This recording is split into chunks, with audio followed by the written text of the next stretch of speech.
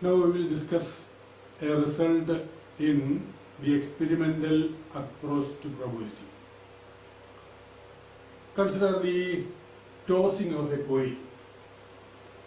Then the possible outcomes are head or tail, head turning upwards or tail turning upwards. And suppose we take this even the E1 as head turning upwards and E2 as tail turning upwards. Then head turning upwards can again be taken as no tail turning upwards.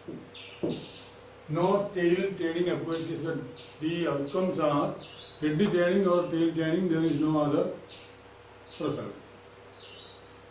So head turning upwards can again be said to be no tail turning upwards.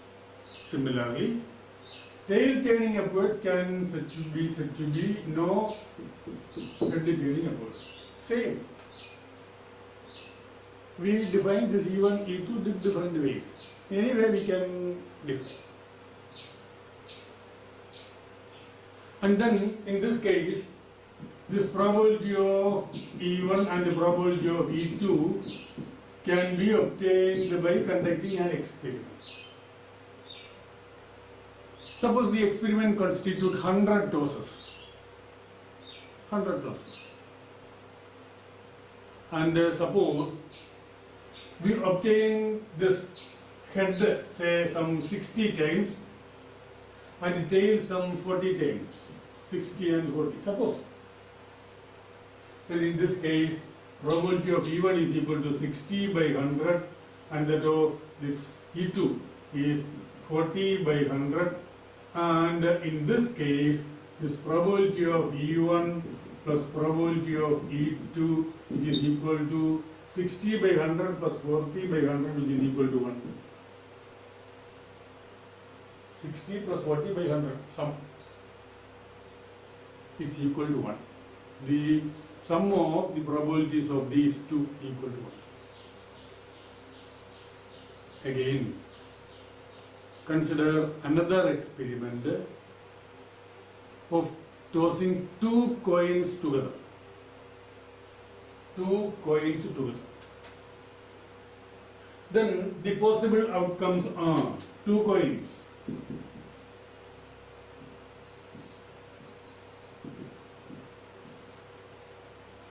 One, both the coin can turn head upwards, denoted by head. HH means first coin turning head upwards, second coin turning same head upwards. Let it be E1, the E1. And then first coin head and second coin tail. Suppose it is E2. Another outcome, head first turning tail upwards and second head. Suppose this is E3. And tail, both the coins turning tail upwards, so which is E4. And there is no other outcome. These are all the possible outcomes. No other outcome. Then the probabilities of these can be obtained by conducting an experiment. This experiment can consist of any number of trials. Then with respect to that trial, we will be getting the experimental probability or the empirical probability. Suppose we conduct the experiment by tossing the coin 100 times. 100 times. And suppose both the head coins showing head, say we get it 20 times. First head, second tail, say 25 times. First tail, second head, say some 28 times. Then the remaining 20 plus 25, 45, 65, 73, and then remaining 27. Total 100 times toss. And probability of this E1 20 by 100, that of E2 25 by 100, E3 probability of E3 28 by 100 and E4 27 by 100. Okay. And suppose we make a slight change to these events. We consider another set of events. Suppose E1 is the outcome head to head, both the coin turning head upwards. Suppose E1 is this. And suppose E2 is no head to head. No head to head. Then this E2 can be either this head tail, tail head or tail tail.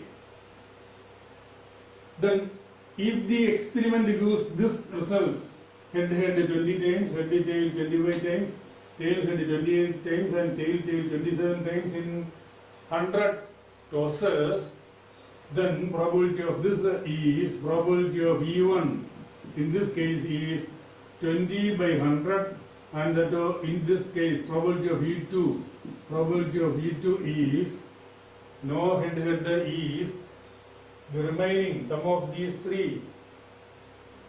Head head 27 times, remaining 80, so 80 by 100. 80 by 100. Now consider these two cases. In this case, if events are E1, E2, E3, E4, the corresponding probability is 20 by 100, etc., 27 by 100, and sum of all these probability of E1 plus probability of E2 plus probability of E3 plus probability of E4, which is clearly 1.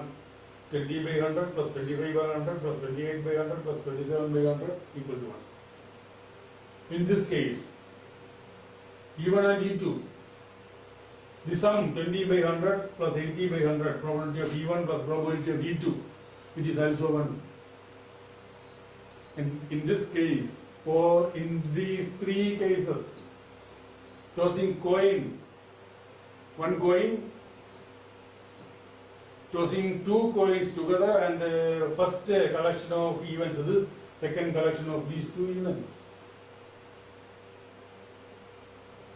These events are clearly non-overlapping events. This E1, E2, E3, E4.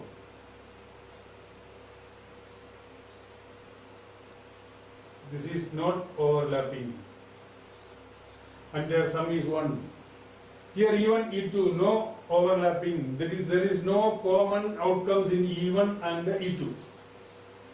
And their total number of events in these two constitute the all possible outcomes. Here also same situation, no common outcome for any of two of these. But total outcomes in all the cases is the set of all possible outcomes. In this case, the sum of the events is 1.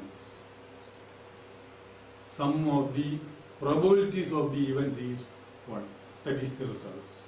And again, consider the maximum possible probability of an event.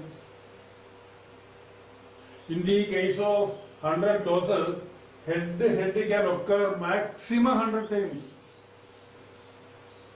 All the tosses, in all the tosses, we can get head to head. Theoretically, we can think in such a way. And therefore, the maximum probability is 100 by 100, which is equal to 1. And the minimum possible, in all the 100 tosses, we may not get the HH. The number of occurring head to head can be 0. No head to head can occur. In that case, probability is 0. So the maximum probability that an event can have become is 1, and the minimum probability is 0. That is, probability of any event lies between 0 and 1.